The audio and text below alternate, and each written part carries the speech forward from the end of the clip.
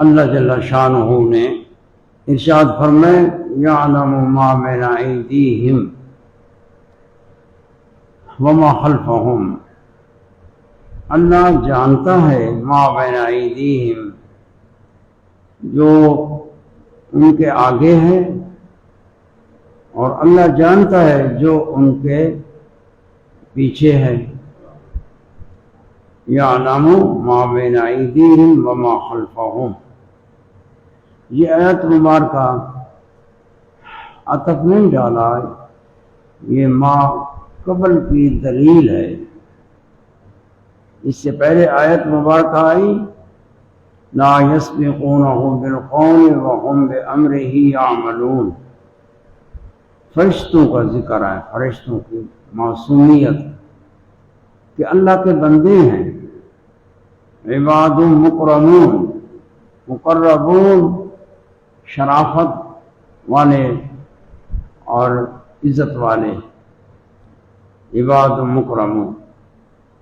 یہ عقیدہ ہے آپ سنت جماعت کا کہ الملائکۃ عباد اللہ مکرمون معصومون، معصوم ہیں فرشتے اللہ، تو یہ ان کی عصمت کا بیان ہے اور شرافت کا بیان ہے کہ اللہ پاک نے فرمائے لا یسبقونہ بالقول، قول کلام میں اللہ سے سبقت نہیں کرتے کلام میں، اور وہم بامرہ یعملون، اور جو عمل کرتے ہیں اللہ کے امر سے کرتے ہیں، یعنی ان کا کلام بھی اللہ کے امر سے ہے اور عمل بھی اللہ کے امر سے، اللہ کے امر سے سبقت نہیں کرتے، کوئی اپنی جانب سے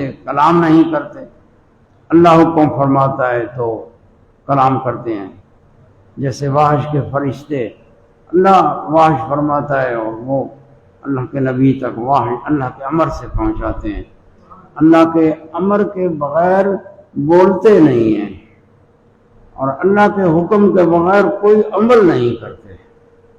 اور آیت مبارکہ میں آیا کہ لا یعصون اللہ ما امرہم، لا یعصون اللہ، کہ اللہ تعالیٰ کی نافرمانی نہیں کرتے، اس میں نافرمانی کی سلب کی گئی کہ نافرمانی نہیں کرتے۔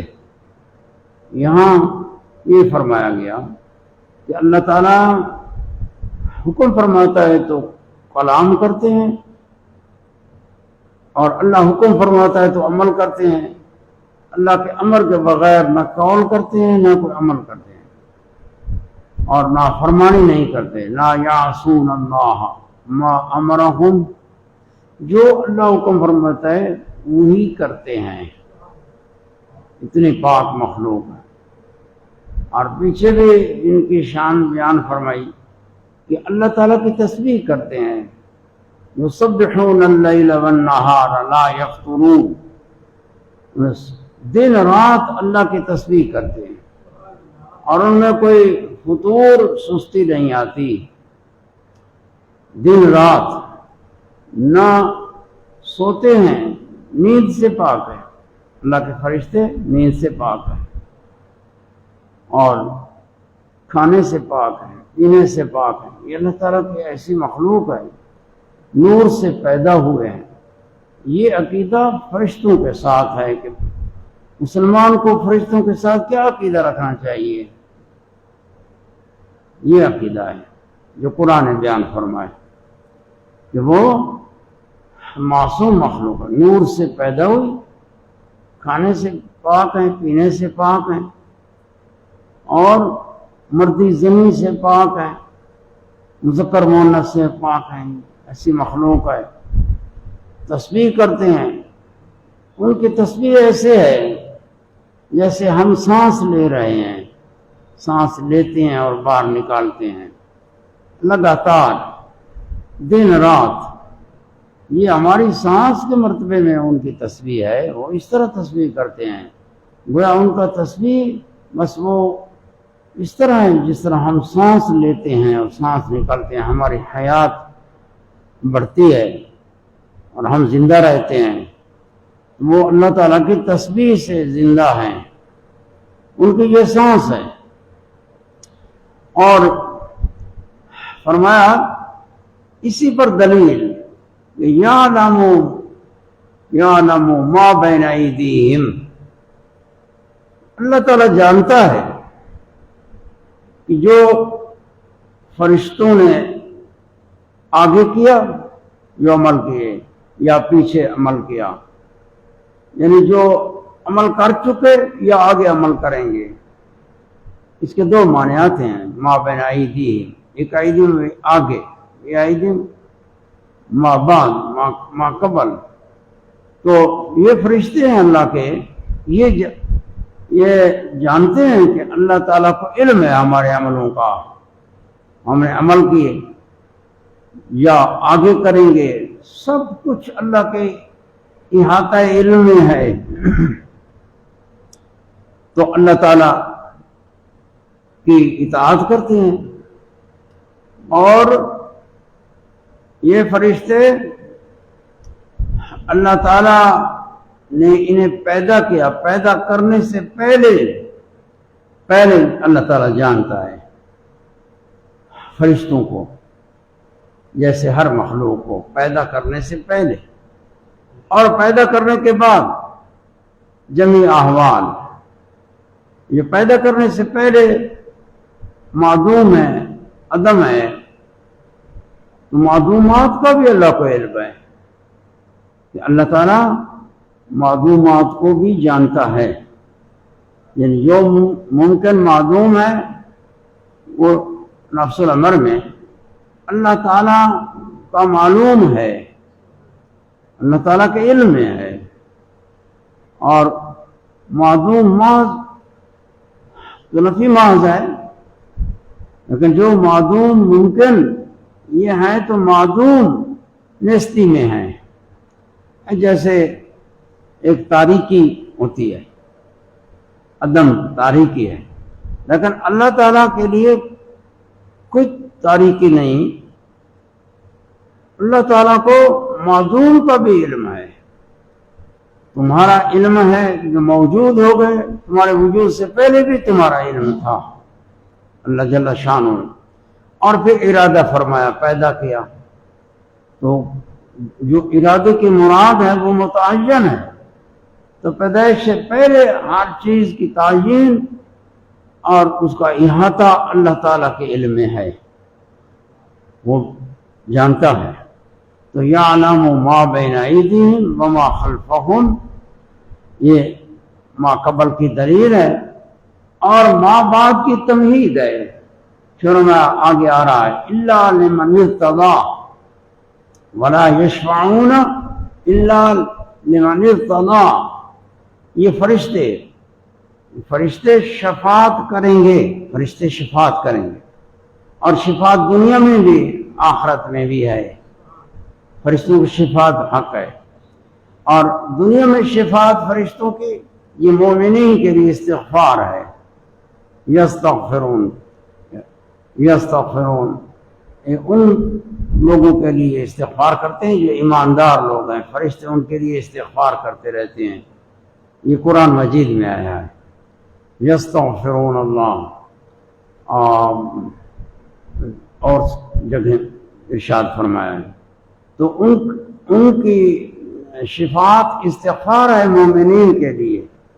اب فرشتے شفاعت کرتے ہیں تو اللہ پاک نے فرمایا فرشتے شفاعت انہی کی کرتے ہیں جو اللہ کا پسندیدہ ہے، جو اللہ تعالیٰ کا یعنی اللہ تعالیٰ راضی ہے کہ اس کی شفاعت کریں، جن کے ساتھ اللہ راضی نہیں ہے ان کی شفاعت نہیں کرتے۔ یہ اسی طرح ہے جیسے فرمایا کہ الا لمن اذن له الرحمن ورضی له قولا، کہ اللہ تعالیٰ جس کو اذن دیتا ہے وہی شفاعت کرتے ہیں۔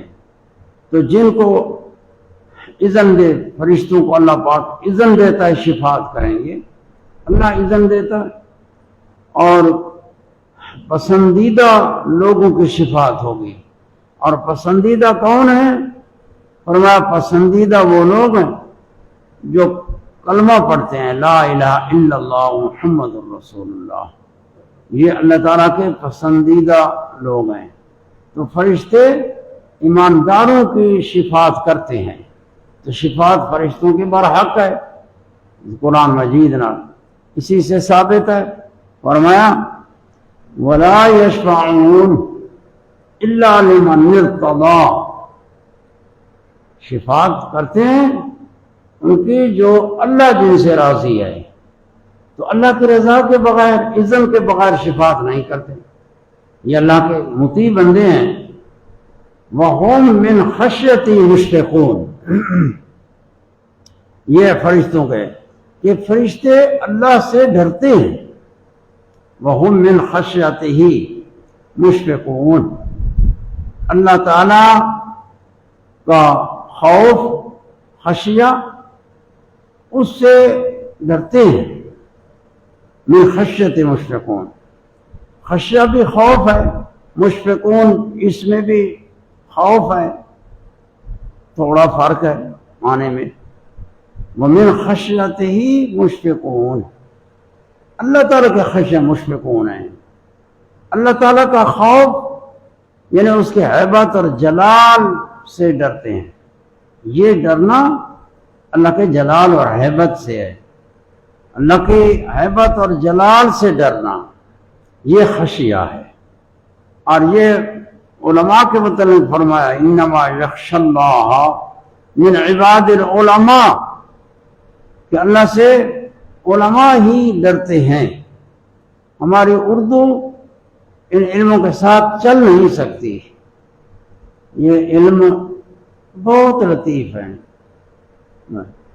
خشیہ یہ بھی خوف ہے. مشفقون ڈرتے ہیں, اسی کے خشیہ سے ڈرتے ہیں. تو یہ معنی اردو نہیں بیان کر سکتی, بس اردو قریب قریب جتنا بھی ہو تھوڑا بہت.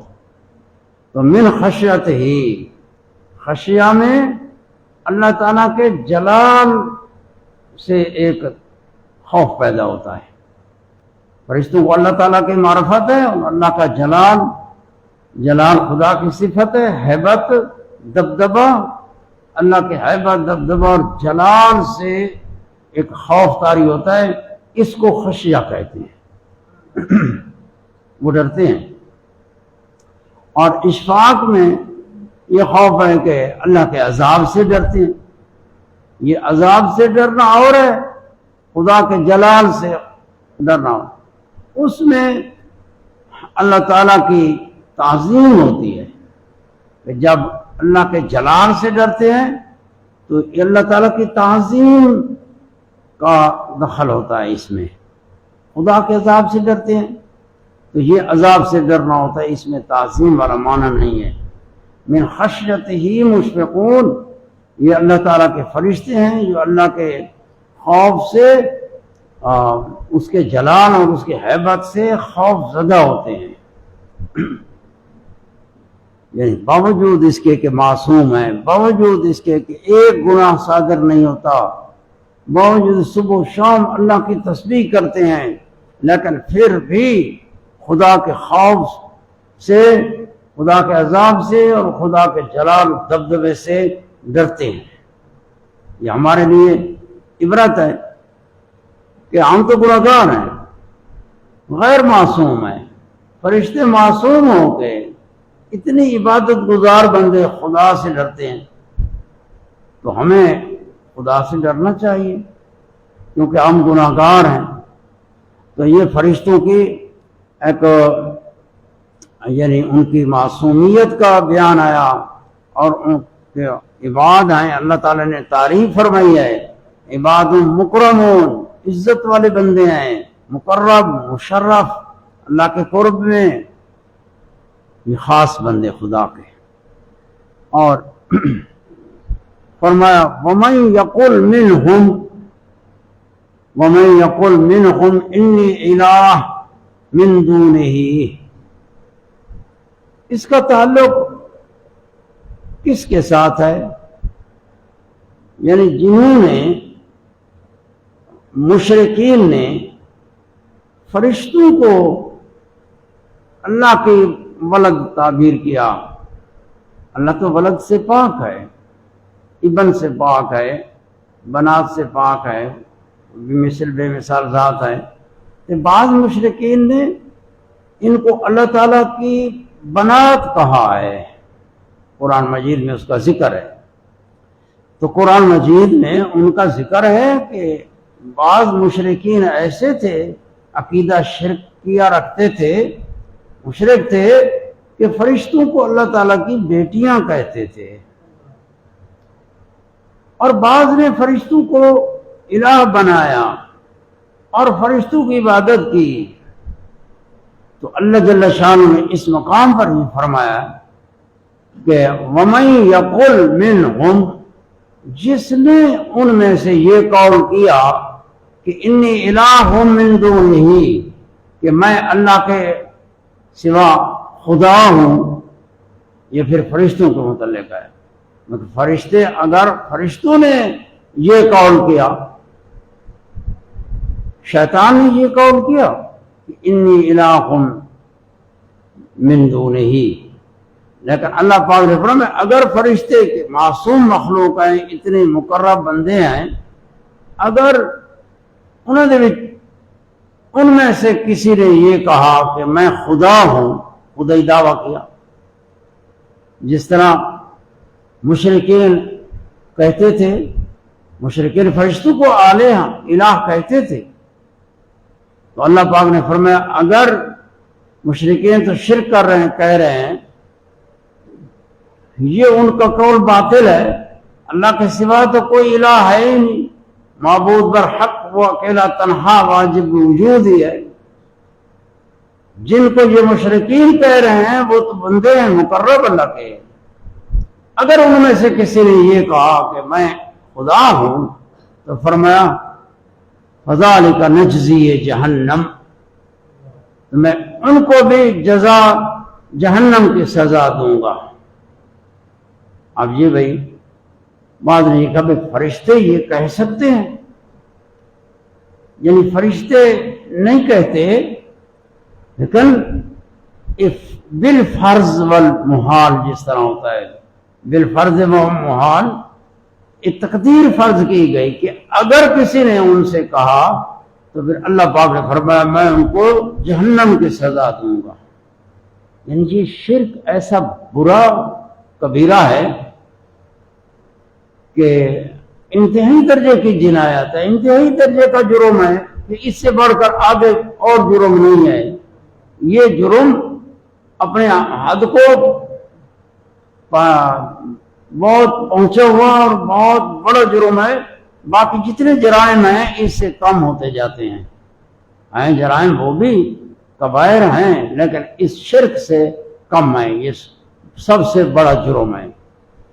تو فرمایا وَمَن يَقُلْ مِنْهُمْ، یا یہ معنی وَمَن يَقُلْ مِنْهُمْ، وہ جس نے یہ کہا ان میں سے، یہ ابلیس کے متعلق اللہ نے فرمایا ہے، کیونکہ ابلیس نے یہ کہا تھا انی الہ من دونہ، دعویٰ کیا، اور اس نے یہ بات کہی ہے، قرآن مجید میں ہے کہ ابلیس نے یہ دعویٰ کیا ہے. اس لیے ابلیس کافر ہے. قرآن مجید نے فرمایا ہے وَقَانَ مِنَ الْكَافِرِينَ، لیکن اس کا کفر کون سا ہے؟ یعنی کفر انادی ہے یا کفر شرک والا ہے؟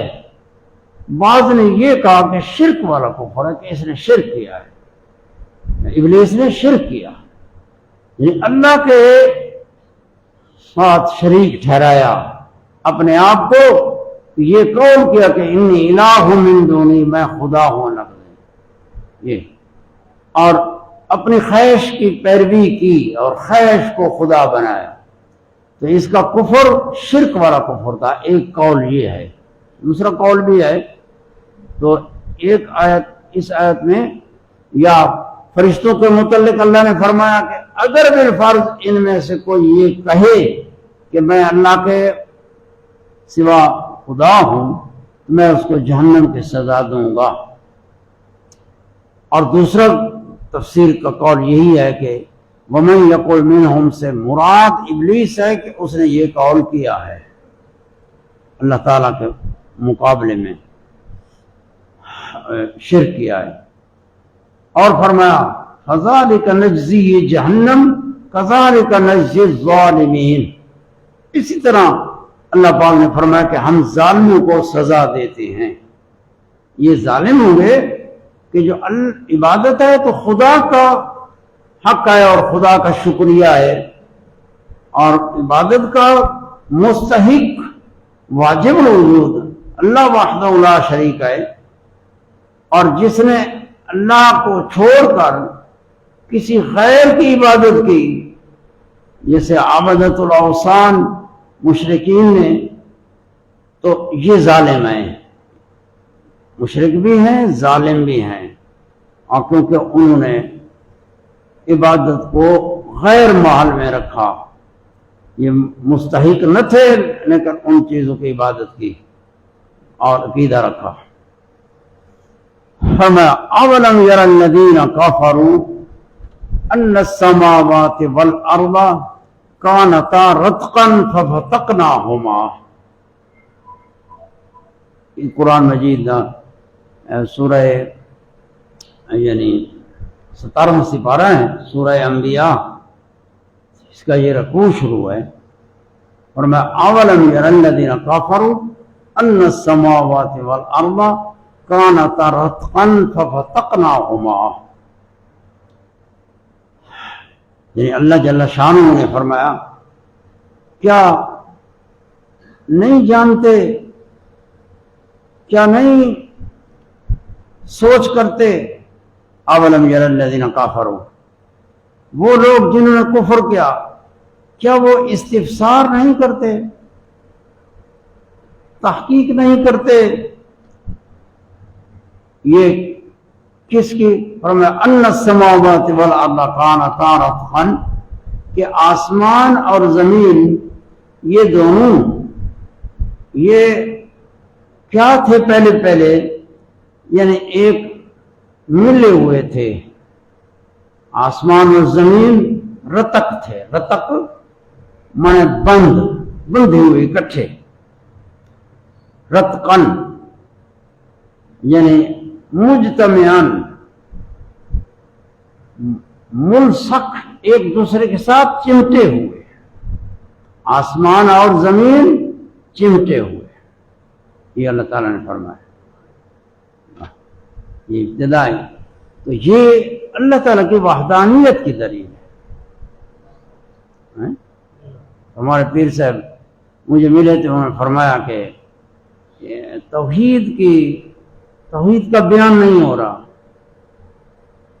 توحید کا بیان مخدوم جہانیہ صاحب کی اولاد سے، وہ یہ بھی فرمانے لگے کہ ان کو توحید آتی ہی نہیں ہے، یہ توحید نہیں جانتے، یہ بہت یعنی فیصلہ ہو رہا ہے۔ قرآن مجید میں توحید کا بیان زیادہ ہے، اور یہ بیان مشکل ہے کیونکہ محاورہ نہیں ہے، تمہیں سمجھنا بھی مشکل ہے کہ ایسے کہتے ہو ہم موحد ہیں توحید، لیکن ایک دلیل توحید کی تقریر نہیں کر سکتے، توحید کی دلیل تقریر کرو۔ کوئی توحید بنائے ہوئے نبی پاک صلی اللہ علیہ وسلم کے کمالات بیان کرنے کو یہ توحید سمجھتا ہے، دوسرے رسول اللہ کی تنقیص کو توحید بنائے ہوئے ہیں۔ میں اس لیے کہ بندہ جب مطالعہ کرتا ہے تو سمجھتا ہے یہ علوم تو بہت آگے ہیں، یہ ہماری عوام کیا سمجھ سکے گی؟ اللہ نے بیان فرمایا ہے، اللہ تعالیٰ نے بیان کیا ہے، دلائل ہیں اس کی توحید کے، پہلے بھی آ چکی ہے دلیل، اور اب یہ بھی ادلہ ہیں توحید کے اللہ پاک فرماتے اولم یری الذین کفروا، کیا نہیں دیکھا کافروں نے کہ آسمان اور زمین بندھے ہوئے تھے، ملصق تھے، مجتمع تھے، کیا نہیں دیکھا؟ اور یہاں دیکھنے کا ذکر آیا. کوئی ہے جس نے زمین اور آسمان کو دیکھا ہو؟ اللہ تعالیٰ استفہام انکاری سے فرماتا ہے. تو یہ ہے کہ رؤیت لم یرا اولم یری الذین کفروا، اس میں رؤیت کا ذکر ہے. اور رؤیت دو قسم ہے، ایک بصری، دوسرا رؤیت قلبی. رؤیت بصری آنکھ سے دیکھنا، اور رؤیت قلبی جو ہے وہ علم ہے. کیا نہیں جانا ان لوگوں نے جنہوں نے کفر کیا ہے، توحید کے کافر ہوئے ہیں توحید سے، کیا انہوں نے نہیں جانا، نہیں دیکھا؟ لیکن قرآن مجید کی فصاحت ہے، یعنی یہ اللہ کے نبی پر وحی اتری ہے، اور جس نبی کی نبوت معجزات سے ثابت ہے، اب اس کے منہ مبارک سے جو نکلا ہے وہ اس طرح حق ہے جس طرح تم کسی شے کو آنکھوں سے دیکھو. کیا نہیں دیکھا؟ آپ انکار کریں. ایک بات ذکر ہے دیکھنے کا، کہ مراد اس سے علم ہے. اور یہ ہوتا ہے کہ علم رؤیت سبب علم کا، سبب بول کے مسبب مراد لینا، یہ مجاز ہے، مجازی معنی ہے. کیا نہیں جانا؟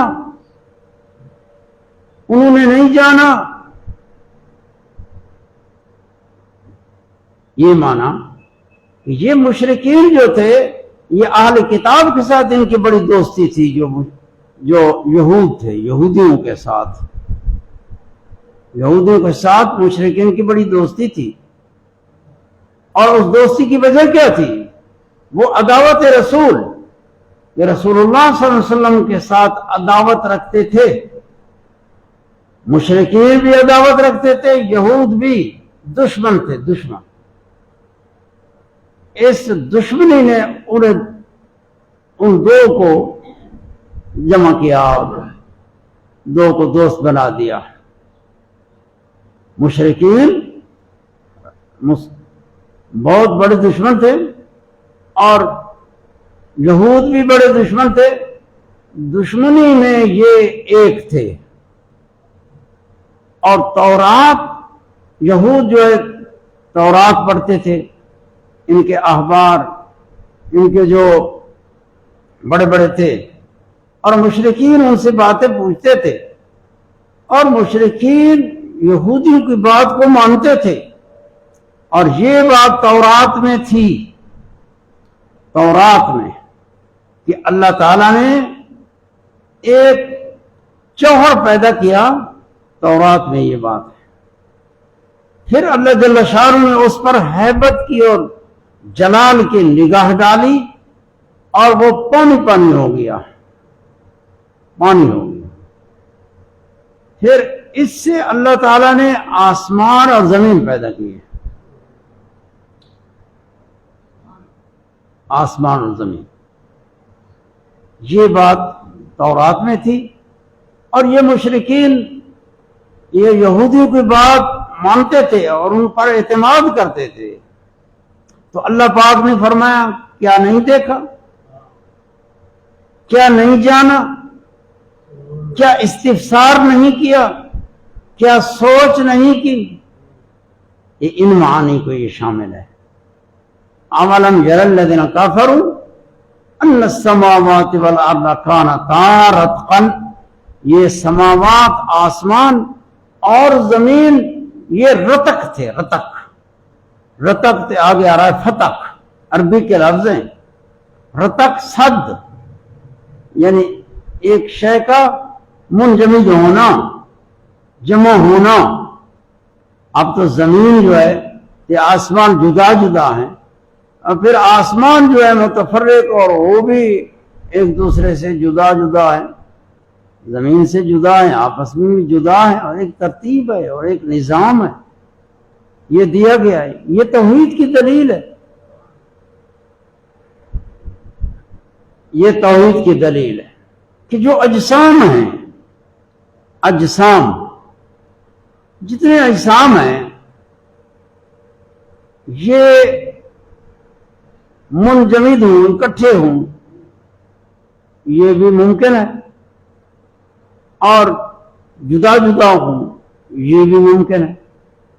ان کی طبیعت کے اندر کوئی ایسا تقاضا نہیں ہے کہ جو ایک تقاضا کرے طبیعت، یعنی یہ بھی صحیح ہے کہ منجمد ہوں، یہ بھی صحیح ہے کہ آپ متفرق ہوں، جدا جدا ہوں، یہ صحیح۔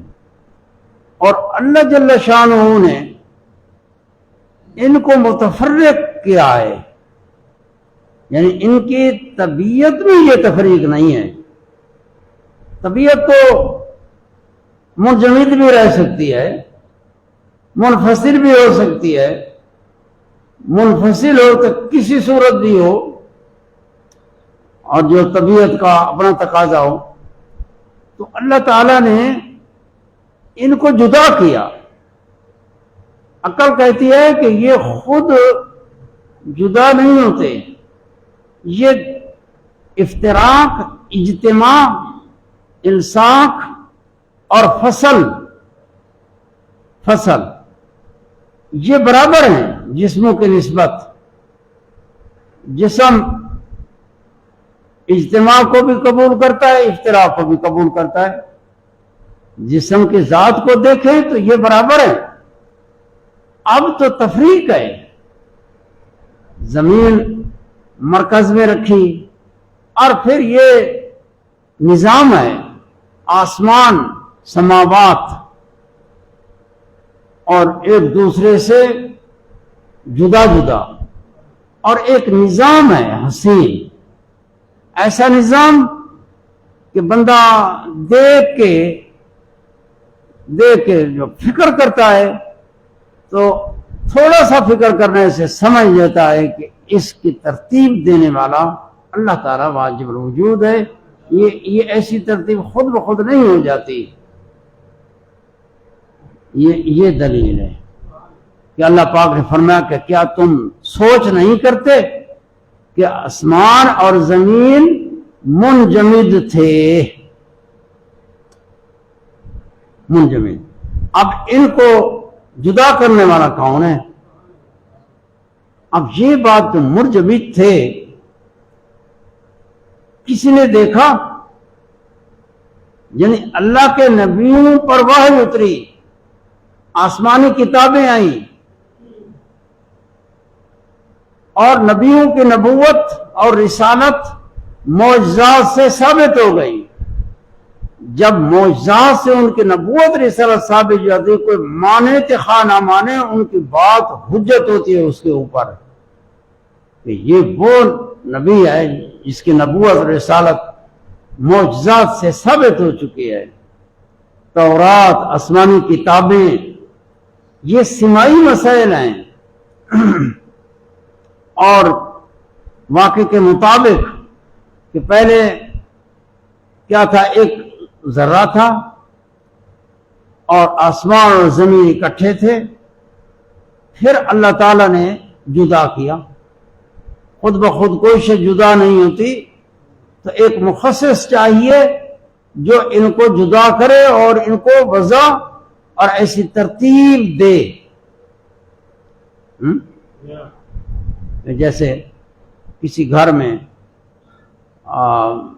نقش نگار بنے ہوئے ہوں، تو جو بھی اس گھر میں داخل ہوگا تو نقش نگار دیکھے گا تو اس کے ذہن میں فوراً جائے گا کہ نقش نگار کسی فاعل مختار مدبر ثانی نے یہ نقش نگار لگایا ہیں، آپ میں کوئی شے نہیں ہو جاتی۔ یہ چیزیں ہیں جو تمہارے ذہن سے ابھی بہت آگے ہیں، تم سمجھنے سیکھے، مولانا حضرات بھی سمجھنے قاصر ہیں۔ یہ ہے کہ زمین، آسمان، عالم سارا یہ ممکنات سے ایک ممکن ہے، اور ممکنات سے ممکن تو اس کا وجود عدم برابر ہے، وجود اور عدم برابر، جیسے ترازو کے دو پلڑے برابر۔ اب عدم سے وجود آ گیا تو کوئی ممکن خود بخود عدم سے وجود کی طرف نہیں آ سکتا، لیکن کائنات ساری عدم سے وجود کی طرف آئی ہے، نیستی سے ہستی کی طرف آئی ہے، تو یہ عقل کہتی ہے کہ کوئی ذات ہے جو ممکنات سے نہیں ہے، وہ واجب الوجود ہے، جس نے اس عالم کو عدم سے نیستی سے وجود کی طرف نکالا ہے۔ جیسے میں کئی بار بیان کر چکا، یہ اس طرح ہے کہ جیسے ترازو کے دو پلڑے، اب ایک پلڑا خود بخود نہیں جھکتا، کوئی اس کو جھکانے والا مرجع ضروری ہے۔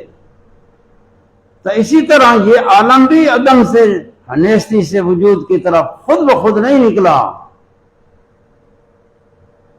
کوئی نکالنے والا واجب ذات ہے، وہ اللہ ہے۔ یہ عقل کہتی ہے، عقل۔ جس طرح کوئی کہے بے ترازو کے دو پلڑے بالکل برابر، ایک خود بخود جھک گیا، تم مانو گے؟ یہ بات ہے مسئلہ۔ اسی طرح یہ عالم اور اس کا وجود اور اس کی نیستی پہلے نہیں تھا، پھر وجود میں آیا، اور یہ ممکن من الممکنات، تو پھر وجود عدم ترازو کے دو پلڑے، اب وجود آ گیا عدم سے وجود کی طرف، تو کوئی مرجع چاہیے۔ عقل کہتی ہے ترجیح بلا مرجع یہ محال ہے کہ ترجیح ہو اور اس کا مرجع کوئی نہ ہو، مرجع ضروری ہوگا۔ یہ یونانی فلسفہ اور اس طرح کے فلاسفہ لوگ یہ کچھ نہ کچھ ان باتوں میں تحقیقات میں لگے رہتے ہیں، لیکن میں نے دیکھا کہ ہمارے جو ہے نا بس مقلد ہیں، جی میں مقلد کوئی ہوں گے نا، بس باقی انہیں سوچ بچار اللہ پہلو کا ہے کونا۔ قرآن مجید میں اللہ تعالیٰ نے زیادہ توحید کا بیان ہے، کیونکہ توحید ایک ایسا مسئلہ ہے کہ ہر نبی نے توحید کا درس دیا ہے۔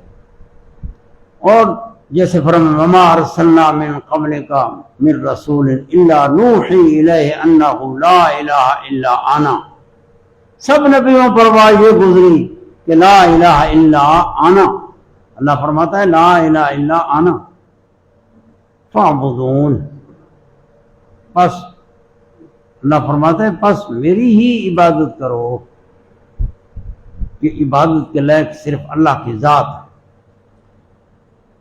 تو فرمایا حضرت ابن عباس رضی اللہ تعالیٰ عنہ، حضرت قتادہ، حضرت سعید بن جبیر، اکرمہ، یہ تابعین ہیں، انہوں نے فرمایا کہ زمین و آسمان پہلے متصل تھے، ایک متصل مجتمع، اللہ تعالیٰ نے زمین سے آسمان کو جدا کیا، جن میں ایک شے اکٹھی ہو تو پھر دو چیزیں اکٹھی پڑی ہوں، ملصق چمٹی ہوئی، اب چمٹی ہوئی جو ہے علیحدہ کوئی علیحدہ کرے تو علیحدہ تھی، تو اللہ نے انہیں علیحدہ کیا،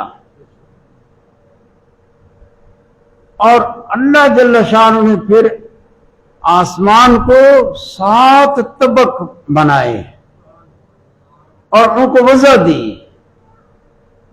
دی اور ایک حیت دی، اور آسمانوں میں سورج، چاند، ستارے رکھے، ایک ایسا حسین نظام دیا جو عقل اس میں دیکھ کے خدا کی توحید پر دلیل لاتا ہے کہ یہ اللہ کے سوا اور کوئی نہیں کر سکتا، یہ وہ ذات ہے جو قادر مطلق اور حکیم ذات ہے، وہ واجب الوجود ہے، یہ ممکن کی طاقت سے بہر ہے، یہ اتنے عظیم اجرام، اتنا بلندی، یہ ممکنات میں سے کوئی ایسا ہے ہی نہیں جو اس طرح کا فعل کر سکے، تو پھر وہ ذات واجب الوجود ایک ہے جس نے یہ سارا نظام وضع کیا۔ یہ طبی تقاضے نہیں ہیں، یہ اللہ تعالیٰ کے اختیاری افعال ہیں۔ کان رتقن ففتقناہما، ایک حضرت کعب احبار فرماتے ہیں، کعب احبار تورات کے عالم تھے، یہ تابعی ہیں اور بہت بڑے حبر تھے یہود کے، حضرت عمر کے دور میں مسلمان ہوئے اور یہ بہت بڑے عالم تھے۔ آپ فرماتے ہیں کہ اللہ تعالیٰ نے زمین اور آسمان کو پیدا کیا، یہ بالکل متصل تھے، پھر آسمان کو جدا کیا تو زمین کو جدا کیا، زمین اپنی جگہ پر رہی، آسمان اوپر کو جدا ہوا، پھر اللہ جل شانہ نے ہوا چلائی اور ہوا چلی اور اس ہوا نے ان آسمانوں کو طبق بنا دیا۔ یہ ایک اب ظاہر ہے کہ اللہ تعالیٰ نے یہ خلق سے خبر دی، ابتدا اس طرح ہے۔ اور حضرت مجاہد وہ فرماتے ہیں کہ اللہ تعالیٰ نے زمین کو 7 طبق بنایا، آسمان کو بھی، یعنی ایک طبق زمین تھی ایک طبق آسمان تھا، لیکن زمین بھی اور آسمان چمٹے ہوئے تھے، جب جدا کیا تو ایک طبق تو تھا، لیکن پھر اس ایک طبق 6 طبق اور نکالے، پھر 7 آسمان کے طبق ہو گئے تو 7 طبق زمین کے ہو گئے۔ رتقا، اب یہ جو افعال ہیں، یہ افعال یہ اللہ تعالیٰ کی توحید پر دلالت کرتے ہیں، یہ افعال اسی کے ہوں اور کسی کے نہیں ہو سکتے۔ یہ مشرکین جن بتوں کو پوجا کرتے ہیں یعنی اور نفع نقصان کا مالک سمجھتے ہیں، یہ جماعت اور بے جان گھڑے ہوئے بت یہ کیا ہے افعال کر سکتے ہیں؟ یہ اس ذات کے افعال ہیں جس میں اس کے سوا کسی کا تصرف نہیں ہے۔ یہ بہت بڑے افعال ہیں، اس میں اللہ نے حکمتیں رکھی ہیں اور محسن انعامات اور نعمتیں دی ہیں، لہذا بندے جتنے ہیں اسی کی نعمتوں کو جانیں اور اس کا شکریہ ادا کریں، اور اس کا شکریہ اللہ تعالیٰ کی عبادت ہے، اور عبادت اور توحید، عقیدہ توحید اور عبادت وحدہ لا شریک۔ اور یہ بیان کیا کہ حضرت عبداللہ بن عمر کے پاس ایک شخص آیا، اس نے پوچھا تو آپ نے فرمایا تو جا حضرت ابن عباس کی طرف کہ اس کی تفسیر وہ بیان کرے۔ اولم یر الذین کفروا ان السماوات والارض کانتا رتقا، اس کا کیا مطلب ہے قرآن مجید میں؟ حضرت عبداللہ بن عمر نے اس شخص کو کہا کہ تو جا ابن عباس کے پاس، اس سے اس کی تفسیر پوچھ، پھر وہ جو بیان کرے پھر تم میرے پاس آ کے مجھے بتا، پھر واپس آ۔ وہ شخص حضرت ابن عباس کے پاس کیا۔ ابن عباس صحابی رسول ہیں، ترجمان القرآن ہیں، حبر الامت ہیں، تو آپ نے فرمایا کہ اللہ تعالیٰ نے رتقا کا یہ معنی ہے کہ اللہ تعالیٰ نے زمین اور آسمان کو ایک مجتمع پیدا کیا، زمین اور آسمان ایک دوسرے کے ساتھ چمٹے ہوئے تھے، اللہ تعالیٰ نے پیدا کیا اور پھر آسمانوں کو جدا کیا اور زمین کو جدا کیا، آسمانوں کو جدا کر 7 طبق بنائے، زمین کے بھی 7 طبقات بنا دیے۔ 7 طبقات، زمین کے بھی 7 طبقات ہیں، یہ طبق ہیں زمین کے۔ وہ شخص واپس آیا حضرت عبداللہ بن عمر کے پاس، اور اس آیت کی تفسیر جو حضرت ابن عباس نے بیان کی وہ سنائی، تو حضرت عبداللہ بن عمر نے فرمایا کہ میں نے آج جان لیا کہ ابن عباس قرآن کا علم رکھتے ہیں، قرآن کا علم رکھتے ہیں، یہ نا۔ تو اللہ جل شانہ نے رتقن فرمایا کہ کیا کافر نہیں جانتے، کیا کافر نہیں دیکھتے؟ یہ کفار کو منکر ہیں، جو منکرین ہیں، توحید کے منکر، بتوں کی پوجا، مشرکین، اور فرمایا کیا تفتیش نہیں کرتے، استفسار نہیں کرتے، تأمل تے سوچ نہیں کرتے؟ علم نہیں ہے تو ایک تمکن ہوتا ہے، بندہ کچھ کھوج کرتا ہے، ایک شے کو دریافت کرنے کے لیے پوچھتا ہے، آگے بڑھتا ہے۔ یہ نہیں کرتے کہ آسمان اور زمین، آسمان رتق تھے، رتق، رتقن، صدن، یعنی منجمے تھے، ملے ہوئے۔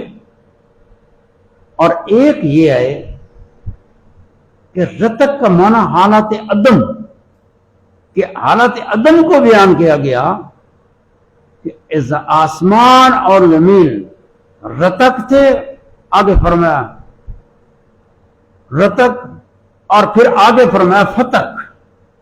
یہ عربی کے لفظ ہیں، رتق اور فتق۔ رتق کا معنی حالت عدم ہے، فتق کا معنی حالت ایجاد ہے۔ معنی یہ ہے کہ زمین و آسمان معدوم تھے، معدوم تھے، نہیں تھے موجود، تو پھر اللہ تعالیٰ نے انہیں عدم سے وجود کی طرف نکالا۔ یہ ایجاد، فتق ایجاد ہے، اور رتق ان کے عدم کی حالت ہے۔ ایک تفسیر یہ ہے، میں اور تفسیریں بیان کروں،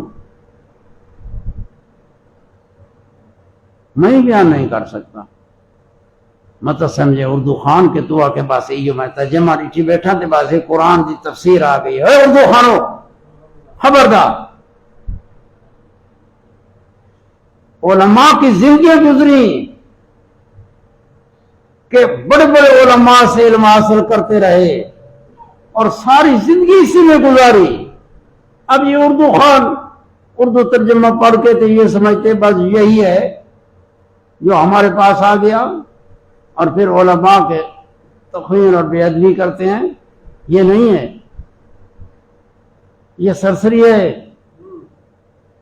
ہاں، مطلب تمہارے دل میں کوئی گھمنڈ ہوگے، گھمنڈ ٹوٹ جائے گا۔ فرمایا یہ ایجاد سے اللہ پاک نے، فتق ایجاد ہے، اور رتق جو فرمایا یہ اس کے عدم کی حالت ہے۔ یعنی کیا یہ کفار نہیں دیکھتے، نہیں جانتے کہ یہ زمین اور آسمان معدوم تھے؟ عقل سے ادراک نہیں کرتے؟ یعنی عقل جانتی ہے، عقل کے پاس عقلی دلیلیں قائم ہیں کہ یہ زمین اور آسمان پہلے نہیں تھے، پہلے نہیں تھے، پھر وجود میں آئے۔ اب پہلے جو نہیں تھے تو پھر وجود میں آئے، پھر وہی بات آ گئی۔ کوئی مرجع چاہیے، مخصص چاہیے کہ کون، کوئی علت چاہیے، کوئی مؤثر اور متصرف چاہیے۔ عقل کہتی ہے کوئی شے عدم سے خود بخود وجود کو نہیں آ سکتی۔ جس طرح میں نے کہا کہ ترازو کے 2 پلڑے، ایک پلڑا خود بخود جھک جائے، کوئی مانے گا؟ دنیا جان میں اس بات کو کوئی نہیں مانے گا، تو پھر یہ بات بھی مانے کوئی نہیں مانتا جس کو اللہ نے عقل دی ہے کہ زمین اور آسمان معدوم تھے اور پھر وجود میں خود بخود آ گئے۔ اس کا علت چاہیے، مرجع چاہیے، متصرف جو اس میں تاثیر کرے کہ کوئی شے ہی نہیں ہے، وہ عدم سے وجود کی طرف کیسے آئے گی خود بخود؟ یہ یہ فلاسفہ یونان کے ہزیان ہیں، جو وہ بھی اس ہزیان پر پھر اپنے اوپر ہنسی کرتے تھے کہ یہ بات ہے کہ اللہ تعالیٰ فرماتا ہے زمین اور آسمان رتق تھے، یعنی معدوم تھے، پھر ہم نے ان کو پیدا کیا، جو فرمایا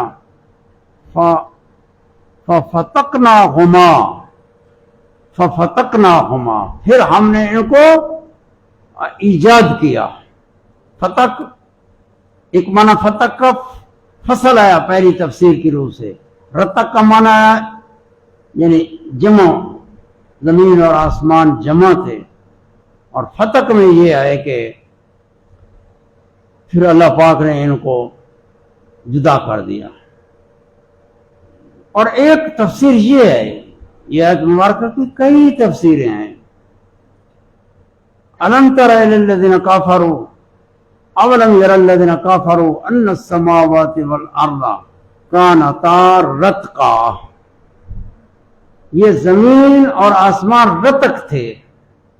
رتق کا معنی سخت اور بالکل جیسے لوہا سخت ہوتا ہے، کوئی شے اس سے گزر نہیں سکتی، کوئی شے نکل نہیں سکتی۔ آسمان بالکل رتق تھے، یعنی صلابت تھی، صلابت سختی کہ کوئی شے اس سے نیچے نہیں آ سکتی، اور زمین بھی اس طرح سخت تھی پہلے کہ کوئی اس سے باہر نہیں نکل سکتی۔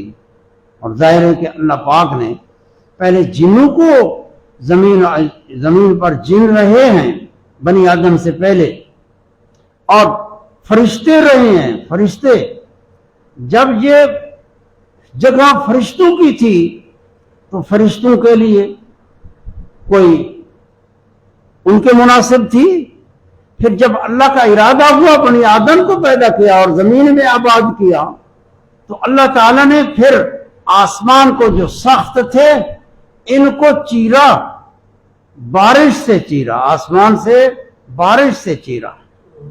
اب یہ بات ہے کہ آسمان تو بہت سخت ہے، اور پانی، بارش، قطرات یہ بہت نرم ہے، یہ نرم شے اتنی سخت کو کیسے چیرے؟ تو کوئی ذات چاہیے، عقل کہتی ہے، جس نے ایسا کیا۔ یہ رب کی توحید ہے۔ اور زمین بنی نوع انسان نے رہنا تھا، اور اس کی غذا اللہ تعالیٰ نے رزق مہیا فرمایا، کہ زمین تو صلابت تھی بہت سخت، اس سے تو کوئی شے نکلتی نہیں تھی، تو اللہ تعالیٰ نے پھر اس سے نباتات نکالے۔ اب نباتات انگوریاں ہیں بہت بڑی اور بہت نرم، اور زمین اتنی سخت، لیکن یہ نرم اتنی سخت کو کیسے چیرے؟ تو ایک ذات ہے جو یہ اس کا فعل ہے۔ یہ عقل کہتی ہے یہ خود بخود یہ چیزیں نہیں ہو سکتی، کہ یہ معنی ہے اولم یر الذین کفروا ان السماوات والارض کانتا رتقا ففتقناہما، پھر ہم نے اس کو فتق کیا، یعنی اس کو چیرا، اور پانی سے کہ پانی آیا، اور پھر سماوات جمع آیا۔ اب پانی آسمان سے آیا، یعنی جو تیرے اوپر ہے یہ سما ہے، تیرے اوپر ہے سما، اور آسمان کا ہر ایک ایک طبقہ، ایک ایک قطع، یہ سماوات جمع فرمایا۔ اور ایک قول یہ ہے کہ اللہ تعالیٰ نے عرش کے نیچے ایک دریا پیدا کیا ہے، یہ بارش اس دریا سے آتی ہے۔ یہ سارے سمی مسائل ہیں مخبر صادق کی خبر سے، کہ آسمانوں سے اس طرح آتے ہیں، جب پہلے آسمان سے گزرتے ہیں وہ قطرات تو بادل ان کو لے لیتے ہیں، پھر ہوا سے ادھر زمین پر آتے ہیں۔ پھر سماوات میں تعویل کی حاجت نہیں ہے، یہ قرآن ہے۔